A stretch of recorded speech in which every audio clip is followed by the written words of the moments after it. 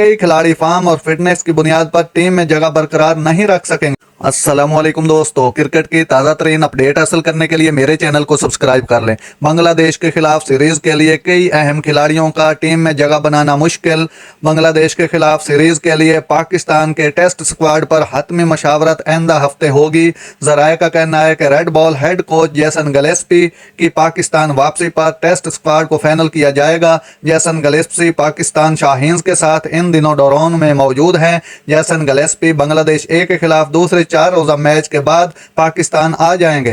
Test series की तैयारी के लिए ट्रेनिंग कैंप अगस्त के दूसरे हफ्ते में लगाया जाएगा, जबकि पाकिस्तान और बांग्लादेश की टीमों के दरमियान पहला टेस्ट 21 अगस्त से रावलपिंडी में शुरू होगा। पाकिस्तान ने आखिरी टेस्ट जनवरी में ऑस्ट्रेलिया में खेला था। इस टेस्ट स्क्वाड में मुतअद्दिद तब्दीलियों का इम्कान है। जराये का कहना है कि कई खिलाड़ी फॉर्म और फिटनेस की बुनियाद पर टीम में जगह बरकरार नहीं रख सकेंगे, जबकि मोहम्मद हुरैरा और साहिबजादा फरहान को टेस्ट स्क्वाड में शामिल किए जाने का इम्कान है।